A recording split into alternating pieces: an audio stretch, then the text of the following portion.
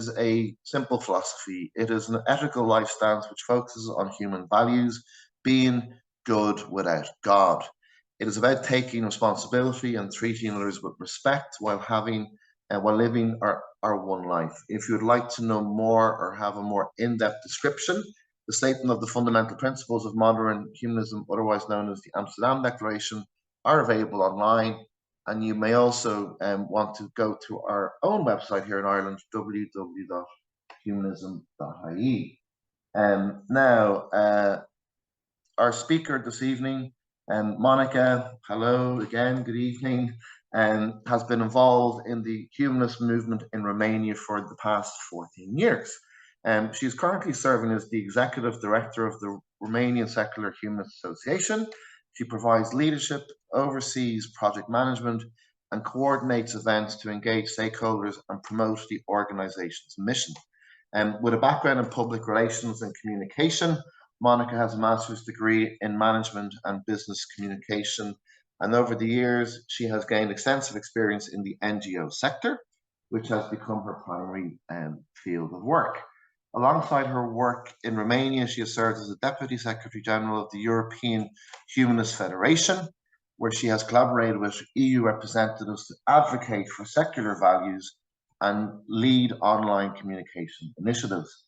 She usually represents the Romanian organization in international projects and events, and has so far participated in meetings at the European Commission, UN Human Rights Council, and other international forums, where she has talked about active citizenship, critical thinking, human rights, and humanist values. And if that isn't enough to whet one's appetite, I don't know what is.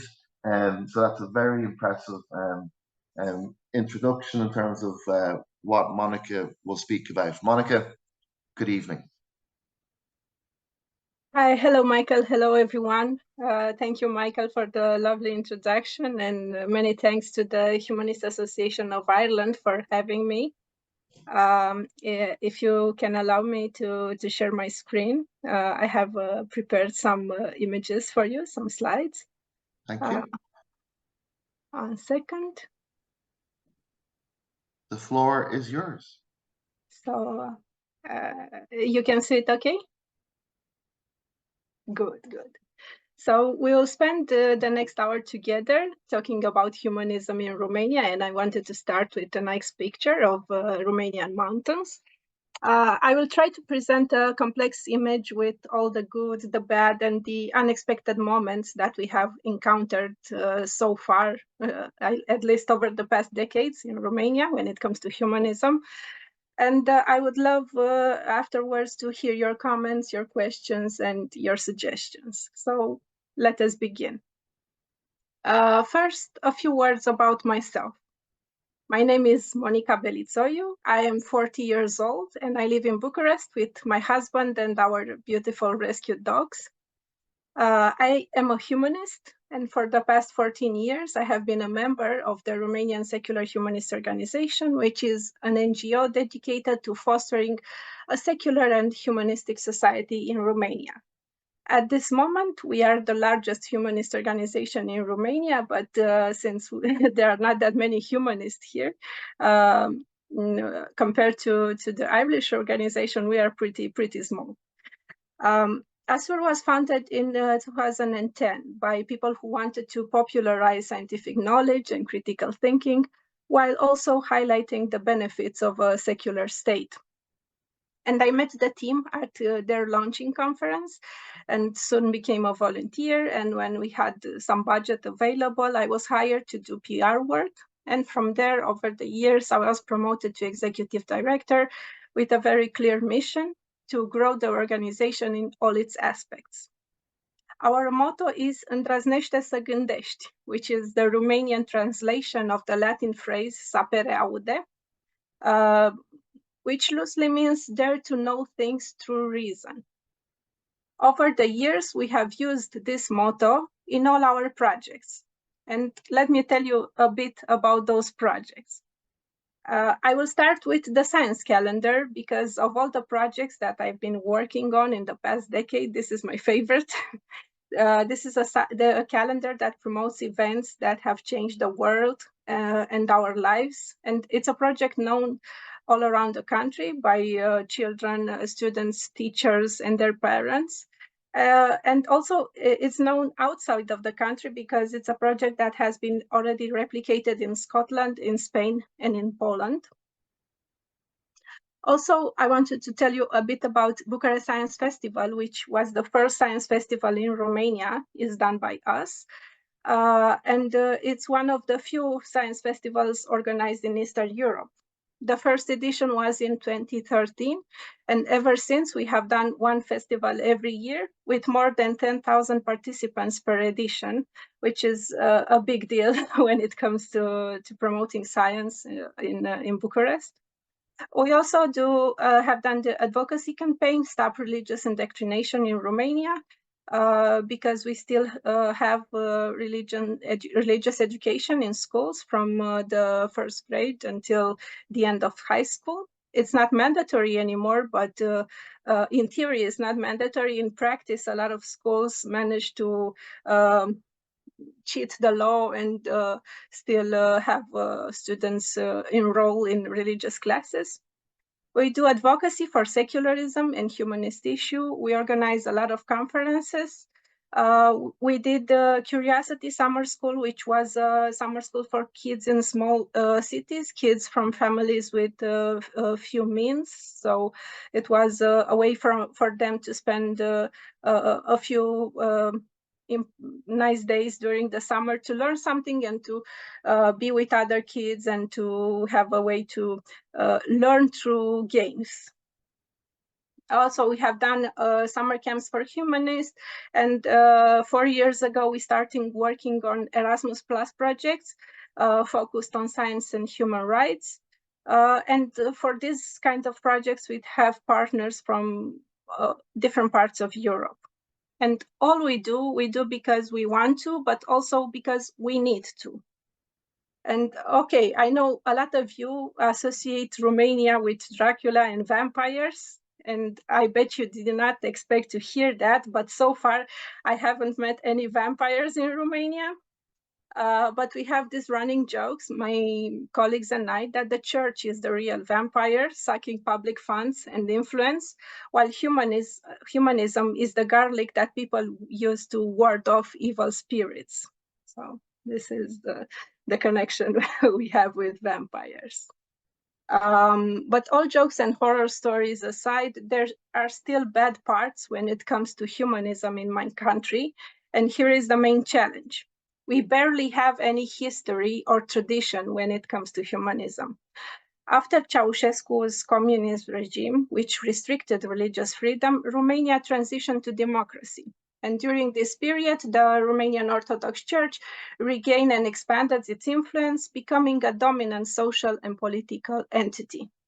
But let me be clear, Romania does not have an official religion, but the public institutions often act as if orthodoxy is the state religion. The church holds a tight grip on both politics and public attitudes, often stretching the concept of separation between church and state to its limits. And ironically, the past suppression of religious practices under communism has only deepened the public's tendency to equate orthodoxy with national identity. And this complicates our push for a more secular and inclusive viewpoints. Because, for instance, the church often steps into the political arena, notably in its opposition to LGBTQ rights, to women rights like abortion, which is always a hot topic with us Romanians, or immigrants or minority rights, effectively changing both public opinion and policy. And they do that either as an entity or through some of its priests. As for the influence of the church, let's just say it's hard to miss. And I wanted to use this picture taken last month in Bucharest, because right next to the Romanian parliament, which is in the left, and it's the second largest administrative building in the world, it's being built the Cathedral of the Salvation of the Nation. This is the name given by the Romanian Orthodox Church. This cathedral, it's constructed on a land gifted by the state, and financed with large sum of public money, and its placement is anything but subtle, because symbols always matter.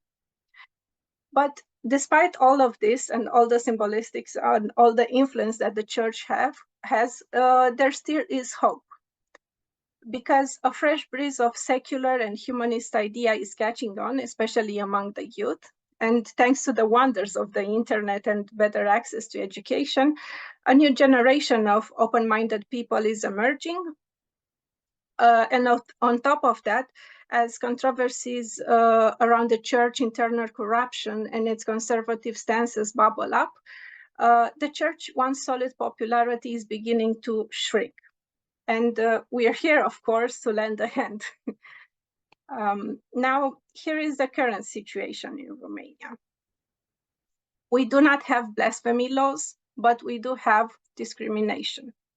We do not have gay marriage, but we have some laws that protect couples married in other countries. Also, LGBTQ people can adopt children, but not as a couple, only as a single parent. And yes, we believe that is very, very wrong. We do have the right to have an abortion, but in reality, less and less public hospitals provide them, and the private ones are really expensive and available only in the bigger cities. And when it comes to the rights of the non-religious, things are even more complicated. You can read more about the situation in the Freedom of Thought report produced by Humanist International. It's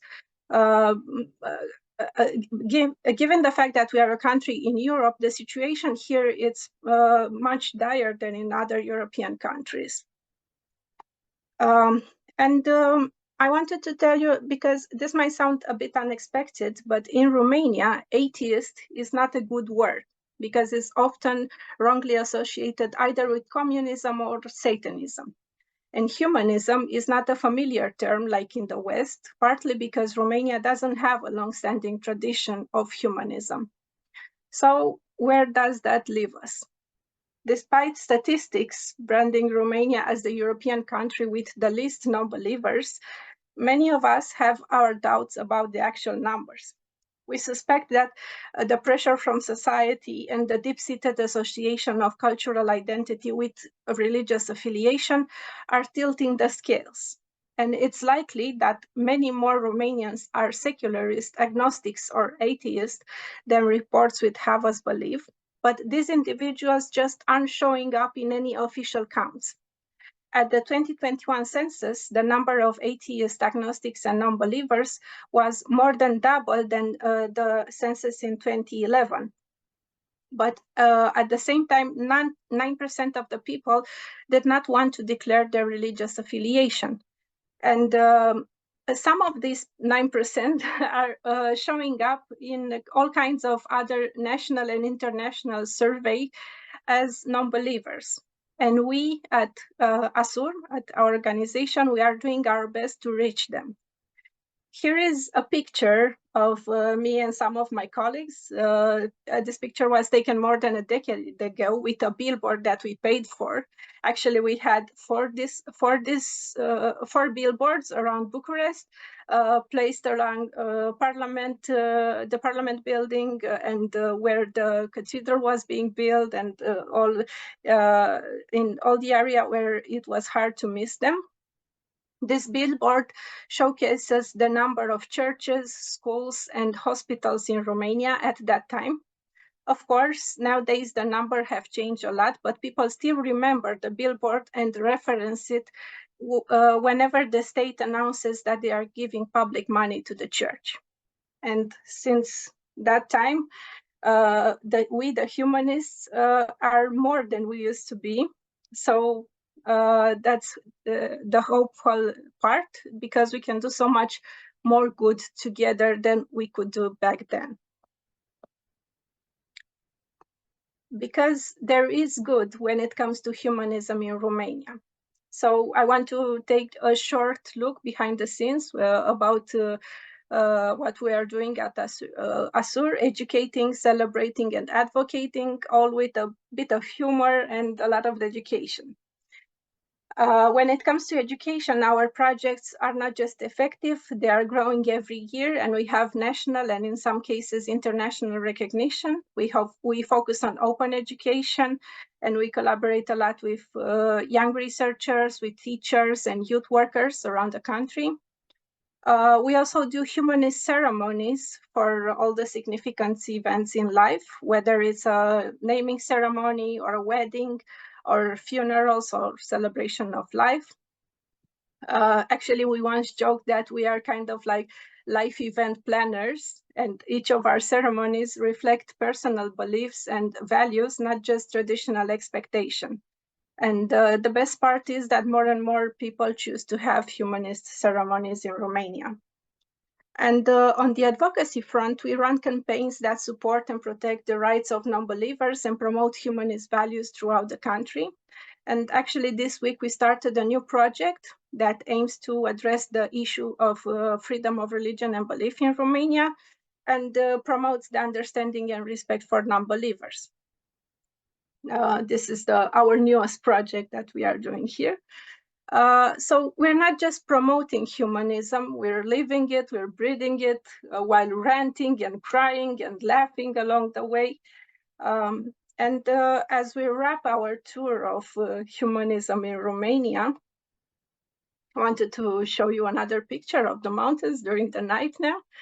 And I hope you've enjoyed hearing about the challenges. And I wanted to assure you that this journey is not just about the challenges. It's about the progress we're making towards a more inclusive and secular society.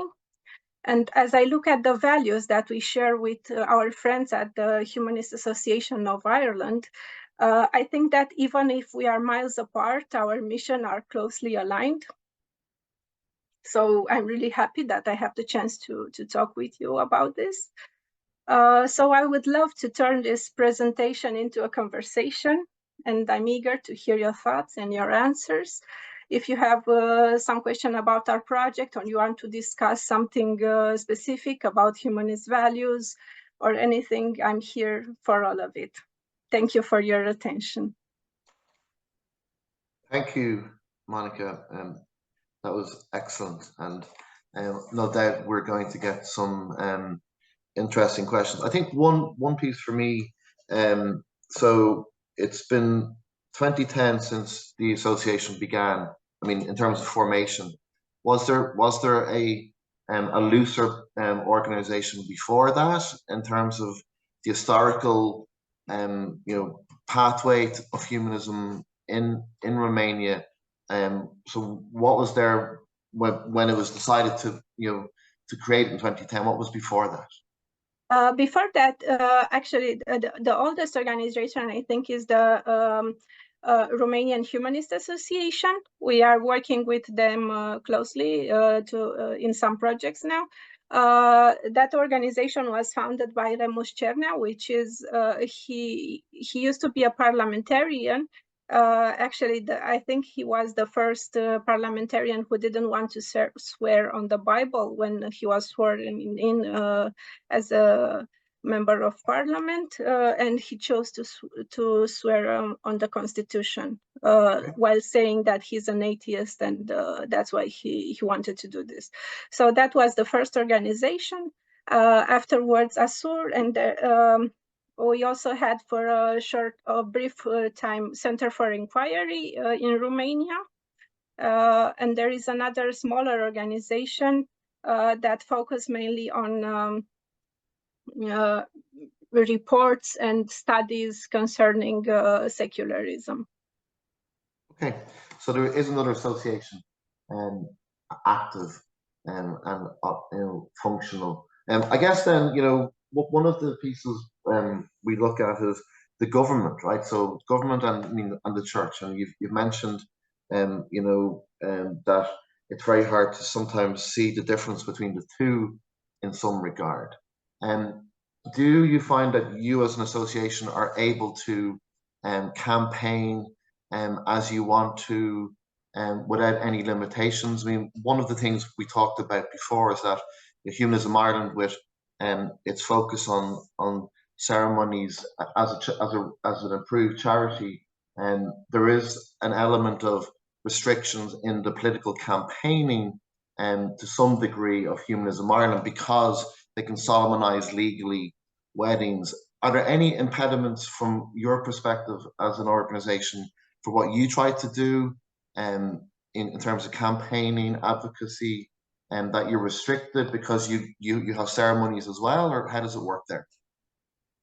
In Romania, only the state is allowed to do legally binding marriages. So the humanist ceremonies are only symbolic, but also the religious ceremonies are symbolic also. So it's equal for us. But this allows us to do also same-sex marriages ceremonies, because in Romania the same-sex marriages are not legal. So you can have one if you are getting married in another country of European Union, is going to be recognized by the Romanian state. So we had some couples that wanted to have legally recognized. Yes, legally recognized. So if you want to have a humanist ceremony, you can have a ceremony because it's symbolic. But if you want to have a legal marriage, you have to go to the state and to follow the state laws. But in general, then you're able to campaign as you freely want to. Nobody is stopping you as an association to do what you want to look at in terms of campaigning. Is the environment for you as you'd like it to be, or do you find it challenging? Actually, we are free to say whatever we want, but it's kind of surprising because every time it's a real issue is being discussed, we are not invited. It was a bit strange for us. A few years back, there was four parliamentarian meetings in Bucharest. The parliamentarians involved in freedom of religion and belief across European Union have had a meeting in Bucharest, and we received an invitation for that meeting, but the invitation came from the Norway embassy in Romania, not from the Romanian state, because they never invite us to any consultation, any kind of discussions.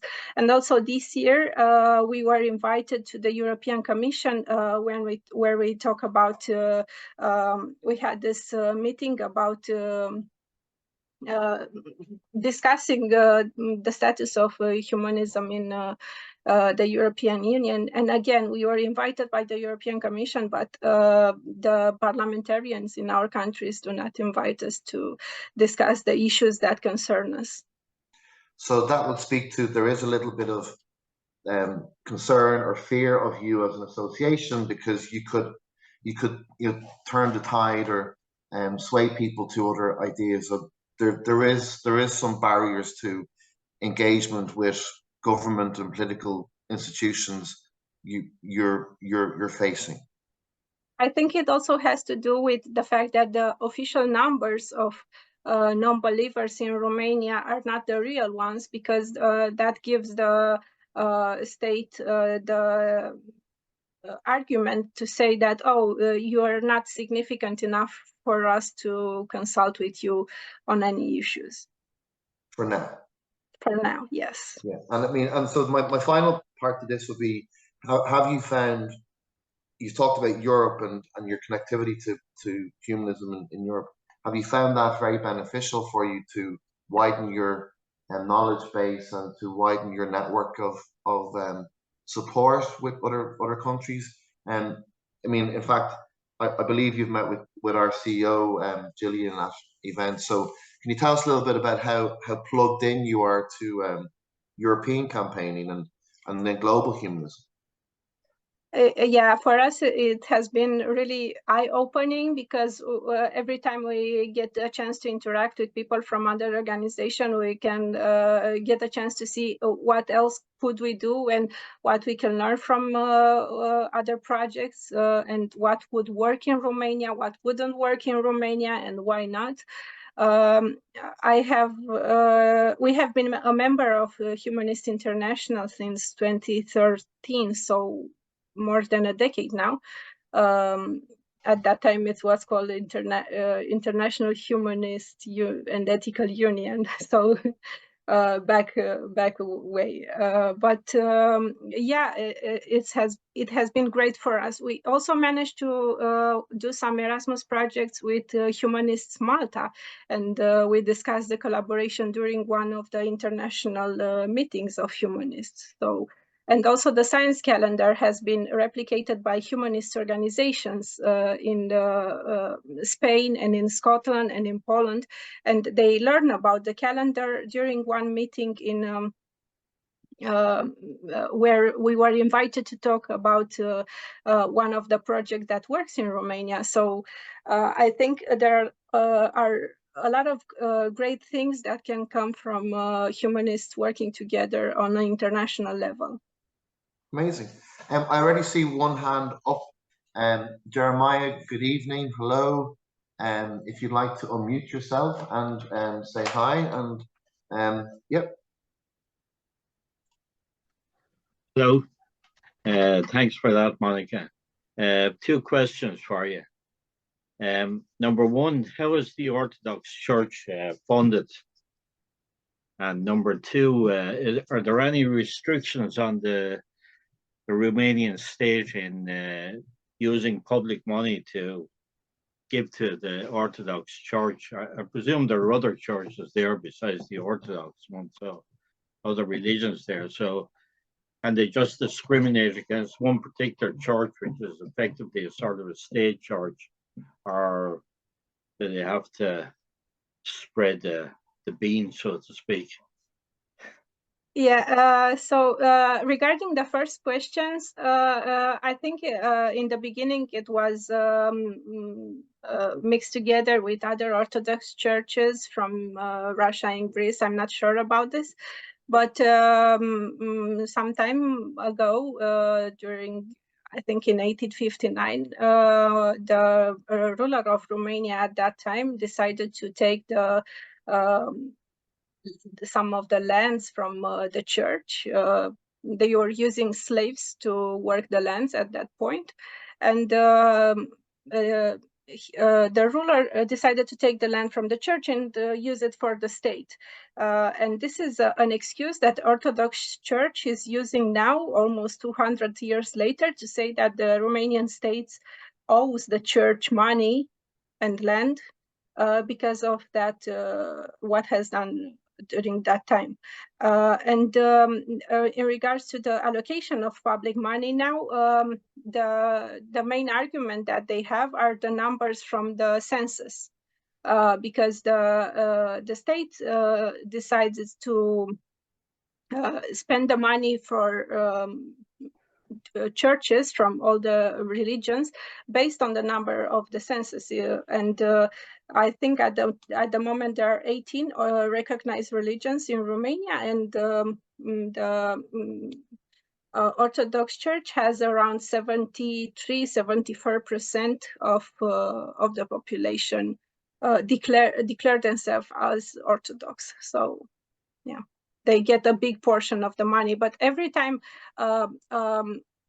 an county decides to give money, or the government decides to give money, and the press writes about it, there are a lot of people that are identifying themselves as Orthodox Christians that they do not agree with this, because they said the church has a lot of money and the state should not give them more.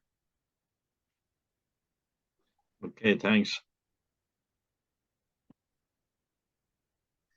Thank you, Jeremiah. So do we have any more questions from our wonderful audience? If you do, please raise your hand. I already see Patrick there, quick off the draw. Patrick, hello, good evening. Please unmute and say hi. Hi, Monica. Hi, everybody. Can you hear me okay? Yes.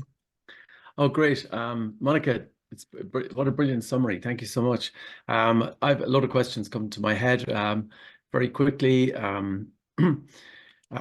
is religious indoctrination, are all the schools, sorry, are most or all of the schools associated with the Orthodox Catholic or Church. Also, do you have your census of population? Does it have categories for non-believers? And also, I wondered about charity laws, whether you have the same as we have here, where the churches don't have to pay any taxes, and then do you suffer any kind of hostility from any particular interest groups or extreme, I suppose, conservatives and stuff like that? That's just a few questions. Thank you very much. Thank you. Let me see if I remember all the questions. So I'm going to start with the one regarding religious indoctrination. Actually, the education law now says that in order to attend religious classes, you have to submit a request, either the child, if he's old enough, or the parents. But in reality, when you sign the contract with the school, the public schools, for your child to enter first grade, they often slip you the request for religious class, and most of the parents signed it because they do not want to have problems. But the good part is that you can submit a notification if you want to stop attending religious classes. And if you submit that notification, some of the schools say that they do not have the employees or the space for you to go to another class, and you as a student have to remain in the religious class even if you are not being graded for it. So it's a mixed situation, and there are, every year we receive some complaints from the parents and they want our help. But we as an NGO, we cannot initiate something. In this regard, we can only offer counsel to the parents who want to actively do something to this regard. Most of the religious classes are taught only by Orthodox priests, and the schools say they do not have enough personnel to offer more religious classes, and they do not have enough children interested in more religious classes. I think we have 3 counties in Romania where the majority of the population is not Orthodox, and there they have mostly Catholic classes taught in schools. In the bigger cities, more and more students are deciding to skip religious classes, but in the countryside or the smaller cities, some of them, even if they are not believers themselves, they choose to remain in the classes because it raises their grades, their final grades. You usually get the maximum grade in religious classes. So, yeah. And the other question, I'm sorry. It's okay. Just very briefly, are they taxed? Are the churches taxed? In theory, they have taxes per salaries, but in fact, I never heard of the state agency going to verify how the church spends the money. And so then, all the money that come from the state to the church, you do not know where they go. Yeah, same. Okay. And then the census of population, is there a definition for non-believers or secularists? Okay, so during the census, this was another issue, and we wanted to change the questions, but we are not allowed to. During the census, you had the option. They were saying what religion to identify with. I think that was the phrasing. And they listed all the recognized religion, and then they had other religions, no religion, atheist, agnostics, and I do not want to answer. So if you were a non-believer, you had many options. So that was a bit confusing for many people. But the good part was that during this census, you could answer the questions online. This wasn't possible 10 years ago. So a lot of people that probably last time didn't put down atheist or agnostic because of the family pressure, now, since they could do it alone on their phone or on the laptop, were more inclined to answer honestly.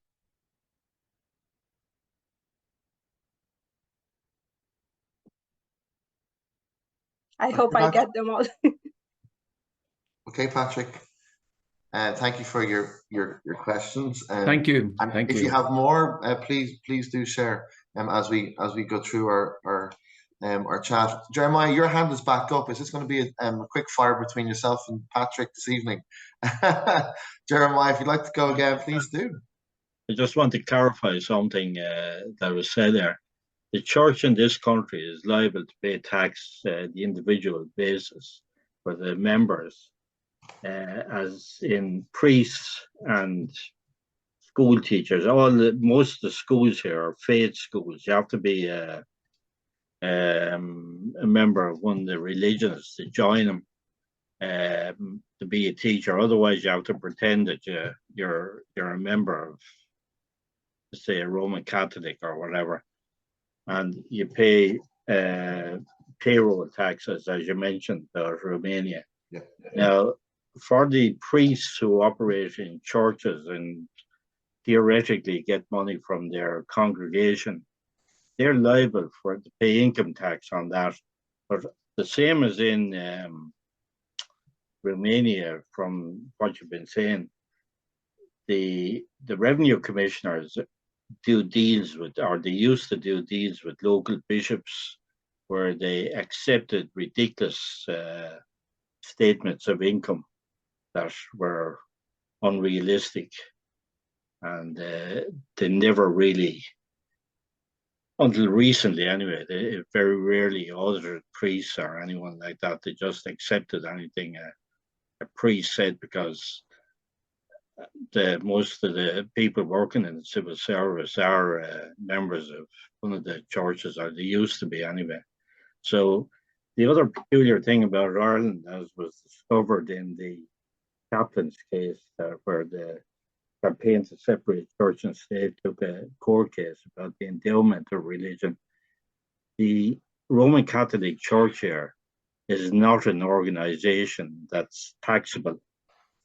It's all on basis of individuals. And as a consequence of that, where people have been taking cases against religious people who have abused them when they were in school, the church has forced them to do it on an individual basis against each abuser, rather than, say, the the particular order. So the order then protects its property, because say you went to a school where you were abused by 12 people or something like that, they'd now be elderly. You've got to trace them, take the individual cases, and the order then protects its property. And these people they have loads of property. They mightn't have many members anymore, but they've certainly got plenty of assets, which they've built up over the years, So that's all I want to say. So it sounds a lot like Romania, actually, in some respects. Actually, some of the things that you mentioned have reached the press in Romania. We have read about the struggle with the people that were abused and are now asking for answers from the church in Ireland. And recently we had, I think you are right about the similarities, because recently some of the independent journalists in our country have done an investigation, and they found some cases of abuse at the Orthodox seminar in Romania. Even another investigation brought into light the fact that they have all these buildings that are supposed to be used for pilgrims, but they are actually full functioning 5-star hotels. So there are a lot of issues that I think are similar between Ireland and Romania. When it comes to the founding of the church, actually, we do not pay directly the church. So the members of the church do not pay directly a tax or something like this. The state's financing them, and the church asks for donations. But the NGOs that are not in any way religious, can receive donation, but they do not receive money from the state, except for there is this way of getting, if you want to redirect 3.5% of your income tax to an NGO, you can choose the NGO to which you can give the money to. So this is the only way you can support via the income tax an NGO of your choosing. And this is like every year it's a competition between the NGOs that want to get some of the money. The church doesn't have this problem. And as you said, the revenue inspectors usually make deals or something, because you do not hear anything about how the 10 million euros were spent, or how the 20 million euros from the government were spent, or something like this. And this year we'll have all kinds of elections in Romania. We're going to have European elections, elections for mayor, for president, for parliamentarians. All the elections are going to be this year. And so far we have seen signs of endorsement from the church to some of the politicians or some of the party that promotes nationalism and Orthodoxism together. And they are against anything we stand for, basically. Thank you for that, Monica. You know, one of the pieces that we're talking about when we first said hello, you know, was this sense of shared struggles and values, right? And inspiring tales of resilience at grassroots efforts, you know, in terms of advancements in education and looking at healthcare or grappling with inequality and discrimination. And you touched on it there, that you're a non-government organization. You know, here in Ireland, Humanism Ireland is a regulated charity, and you know, therefore, while it advocates looking at education and particular areas, there are limitations to the political campaigning or the advocacy work, you know, maybe at a political level. Is that something that you're conscious of when you're looking at your model? Because as a non-government organization that, yes, can do ceremonies, but don't legalize or solemnize them, is your ethos to stay as an NGO, or, you know, do you see the benefits of being an NGO versus a charity? I'm just wondering if in Romania you were to look at being a regulated charity, would the government try to effectively find ways to quieten you or stifle your activity? And, you know, so looking at the shared struggles and values, do you feel your model works well, or are you looking at becoming a charity or becoming regulated? You know, are you happy with, you know, the way your development is going, and to look at all those areas, education, inequality? Actually, it was really strange for me to when I first heard about being an NGO versus being a charity, because in Romania we do things are a bit similar. We are a non-governmental organization, but also registered as not-for-profit. So all the funds that we get, we have to invest in the projects and so on. So this is the way we could register. For us, since we are not a religious organization, there isn't any other way. You can either be an association or a foundation, but either way, you have to be a non-governmental organization. We cannot be a charity doing what we are doing now. But for us, it works. And I saw in the chat there is a question from Victor, who asked if I have noticed something that works better or worse in Romania when it comes to promoting or supporting humanism. And I think the fact that we are Actually, compared to you, we are just beginning to promote humanism here because you have a much bigger history with humanism there. I think the fact that we get the chance to define what humanism is, and to show people that, okay, you didn't know you were a humanist, but everything you stand for is a humanist point of view. This is something that works for us, and we want to continue to do it this way.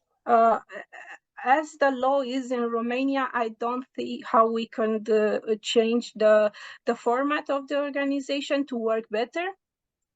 But I think we are in a point where we can use what you have done, and the organizations from other countries have done that are much bigger and older than ours, and we can adapt it to the reality of Romania and to the way society works here.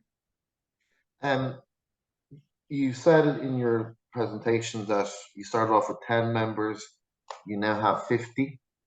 I mean, do you envisage, forecasting or looking at more membership of your association, and what are your plans to develop that? Because one area of Humanism Ireland is always looking at, having more members or having more awareness of Humanism Ireland. What are you doing to enhance, augment your association in terms of more people either as members or to be aware of your association? I think our main focus now is to attract more younger members, because we are getting older, the ones that we started this organization, and we have a lot of projects that we want to do for young people, but sometimes our ideas are not quite aligned with their vision, so we need in our team people that are not just members but active members, because like any other organization, we have some members that they pay their annual fee and they wait for a report and that's it. But we also have members that are actively involved in developing projects and organizing events and so on. So our focus now will be to grow the organization, but to also be able to organize more events for the young people. And we have noticed with our project regarding freedom of religion and belief that most of the people that we are reaching are between 35 and 45. So this is our public now. But the projects we are doing, a big part of them, it's for those who are 18 to 30. So it's a discrepancy here, and we are working to solve this. Education and schools. I mean, I know Jeremiah touched on it, and Patrick. What influence or impact have you been able to have with schools and education programs where you can present what you represent to the government, to schools in general, and what type of uptake have you seen in, for example, going to talk at schools or engaging with local schools? Yeah, I think this is where we have the biggest impact, and some of the people have scolded us for the fact that we do, for some years, we have done more educational project and less advocacy. But if you do educational projects, you get the chance to have sponsors in order to have some money to do some good. If you want to do a humanist project, it's harder to convince a company to invest in something like this, because most of them do not want to associate with us. But for example, for Bucharest Science Festival, we had a big impact, so big that we were managed to join Excite, which is a network organization for all the science museum and science festivals around Europe. And with that, we were able to join some international project. One of them was done in 9 countries, and we were the one representative in Romania. And it was a big deal, a huge project involving tens of teachers around the country who learn about open education. And every year with the project that we are doing, we are trying to find those people that resonate with humanism, and we collaborate with them over and over again. And also we are trying to find the scientists that resonates with humanism, and we want to organize events where they can interact with the public, and they can talk more about how science helps society and so on. Excellent. Gillian, hello. So that's why we're focusing more on education. Sorry, Gillian, hi. Hi, Monica. Nice to see you. Nice to see you again. Interested just in some of the figures you've quoted there, in terms of your membership and your age profile. So I mean, we have some similar issues here in that our age profile of our membership is certainly in the older category, and we struggle to get younger membership, younger people to join. So I suppose that's something in common. And I'm quite surprised, I suppose, at the low number of members that you have. 50, I think you mentioned. I mean, we have just over 1,000 here, and that's a milestone for us to have passed the 1,000, but we still consider it really slow, I suppose, and it's a challenge all the while to grow it. So I'm just wondering, you know, how you manage, how you get by in Romania with so few members, or do you have people who come and go, or have you teams of volunteers supporting you, or how does that work in practice? There's a lot of work for very few people. But for example, for the festival, we have volunteers that help us during that period, because the festival lasts 5 days, and during that 5 days we have tons of events every day in different places around the city. So you have to have at least one person at this conference, one person at this exposition, and so on. So we work with volunteers a lot, and we also focused a lot of having partners from other organizations. So if we do a project, we partner with another organization, then we can use some of their human resources. They can use some of our human resources. So the NGO sector in Romania is turning into a big family, because we all know each other. We have worked at some point or another. So that's how we do it. And actually, for us to have 1,000 members, it's a dream. And I recently saw on Facebook that the Norway organization has surpassed incredible. Yeah, Norway are in a very lucky position of having plenty of members and plenty of money. So they're pretty lucky. It's something to. Yeah, and so just in terms of your funding, then so, does that come mostly from your ceremonies, or where does your? Actually no. Very little from our funding come from the ceremonies. Most of the funding are from grants. We constantly write projects. We constantly apply for grants, for European grants, for Romanian grants. Actually, now we are writing together with another organization named Choice, and Victor here is from that organization. We are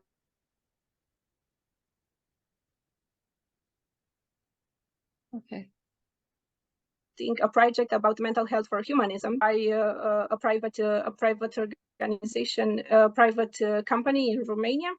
And from time to time, they give grants for different area: education, mental health, sports, whatever. So we are on the lookout every time to see if we can apply for something. And we have this file with all the project ideas, and we see, oh, maybe we can get money for this project now, and maybe we can get money for this project now, and so on. Okay, yeah. Very good. Thank you, Monica.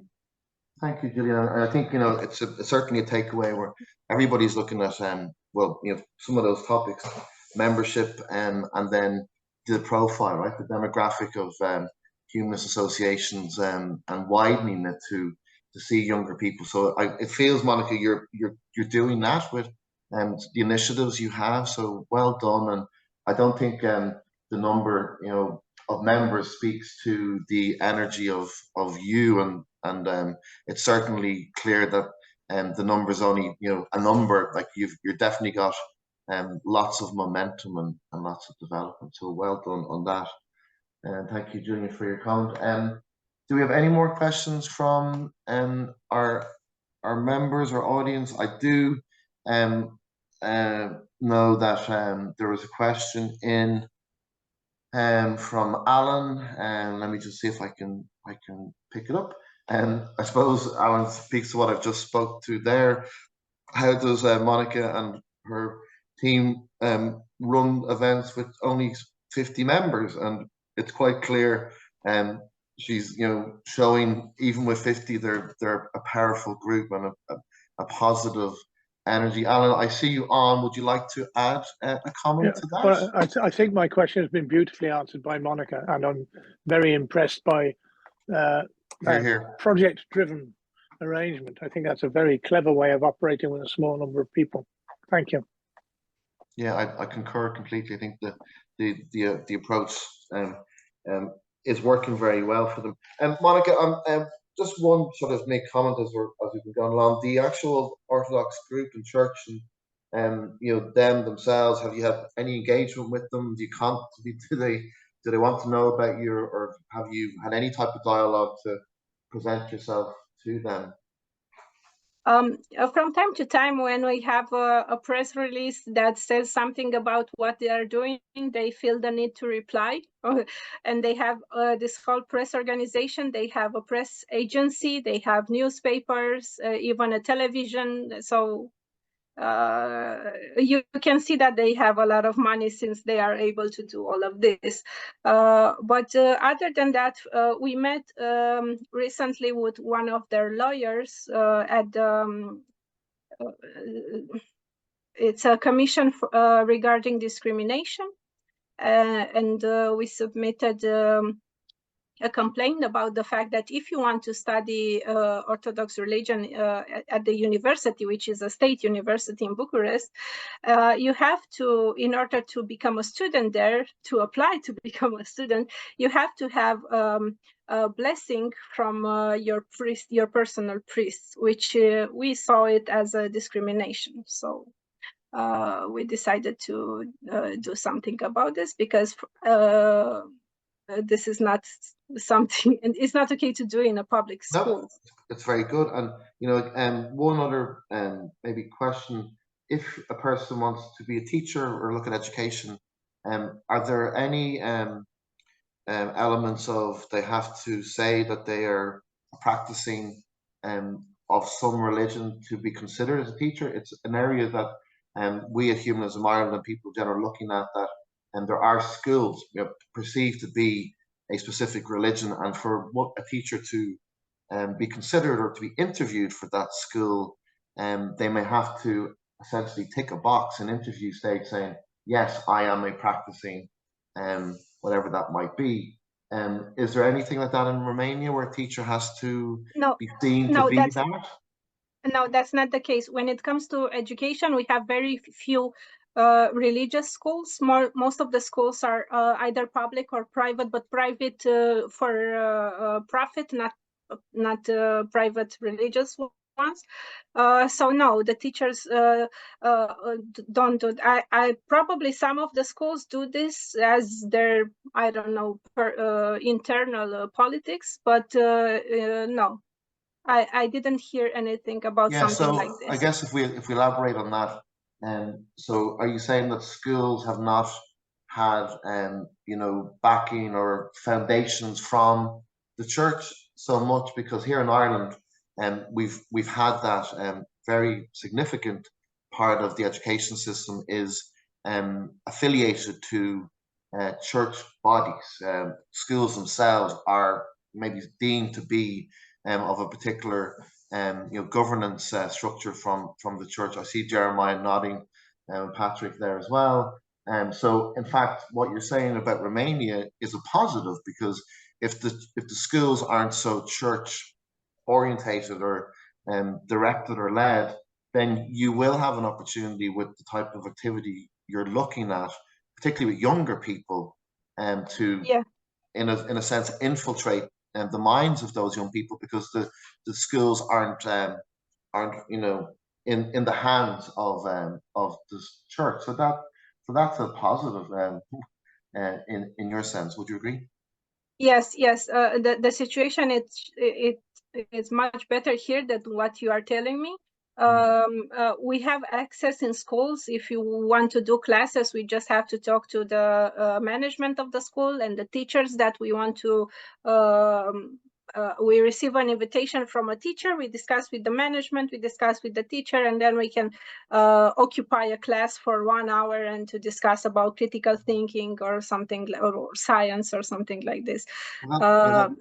So we can do that because there's most of the schools do not have religious affiliation or religious support. Well, that is advantageous, and yes. keep up that openness to those young people in that format, because we have a program here at Humanism Ireland to go to schools, but there is still a little bit of a road to go in all of that. So that's very positive. So good on you. We have just come to the hour, and I always like to make sure that we've covered all questions. If anybody else has anything they'd like to say or comment, please do. Again, simple, just raise your hand, and I will give everybody a moment to consider that. Patrick, please. I just can't. I'm too old now to shut up, right? So, listen. Never too old.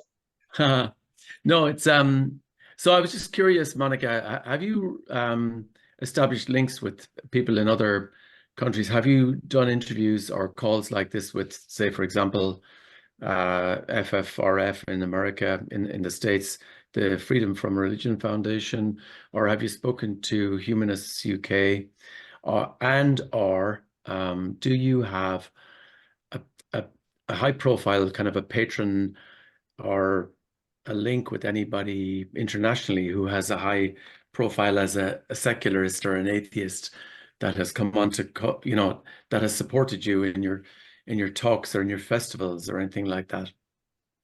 So in order to broaden out your profile within Romania itself, like it might be, you'd get a good, you could gain traction very quickly by having an individual who had a high profile, who was speaking the same language as you are and we are. Are you offering your services, Patrick? I don't have a high profile. I can talk I'll talk for Ireland, but I don't have a high profile.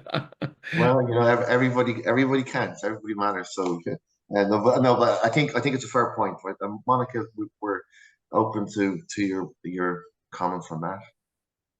Yeah, so at the first question, yes, I have recently been on the podcast done by Central Humanist London, and also we have we had this, similar discussions with humanists, but only from with other organizations from Europe, not outside of Europe. And regarding the second question, actually, we had for many years a collaboration with the European Space Agency, and they have from time to time sent scientists that work at CERN and other organizations that have come to Romania. And even one time we had a collaboration with NASA, and they sent us an astronaut for one of the editions. So that was very good for us. We even managed to convince a car manufacturer to sponsor us, to have a car branded with the logo of the festival, to drive the guest of honor around the city and to promote the festival. So that was cool for us. But we are trying to have more people coming to our lectures and so on. So we had guests from Spain, we had guests from Belgium, from the UK, and so on. we do not have patrons that support us every time. I saw on other humanist association website that they have a lot of patrons and people that support their causes. But for now we don't have, but we are hoping the situation will change. Yeah. Great. Thank you so much. Thank you. Thank you, Patrick. And, you know, I mean, even the response alone there, Monica, on the initiatives, again, you know, I think the numbers, you know, don't speak to, you know, your energy and you know, what you're seeking to do. So congratulations, I think, for, while it's a small body, a group, you know, the youthfulness and energy seems to be there. So I think, if anything, we'll all have lots of takeaways from hearing and listening, and we're so privileged this evening to hear what you're doing. I will just double check again if anybody else wants to say a final word. Jeremiah, would you like to say a final word before we seek to wrap up? With your contributions, you're more than welcome.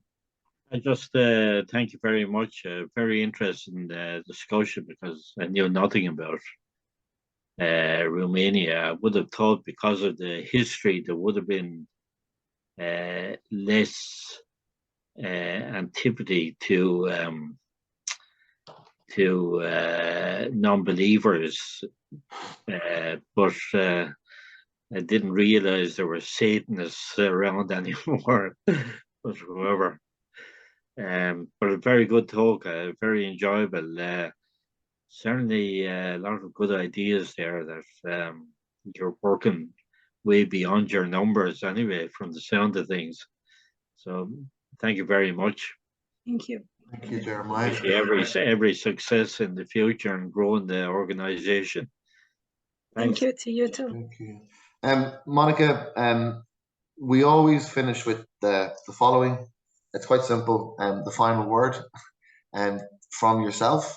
So I'll just say thank you now, but if you would like to give us your final word as to your feelings, we are all listening. Thank you very much. It was a lovely discussion for me. I was glad to hear about the similarity and the differences between our organization, and I think for me it gives me more energy and a little bit of hope to be able to discuss with you and to pick your brains about what the struggles that you are facing and the successes that you are having. I try to draw my inspiration from every talk that I have, so with like-minded people. So thank you for having me. Yeah,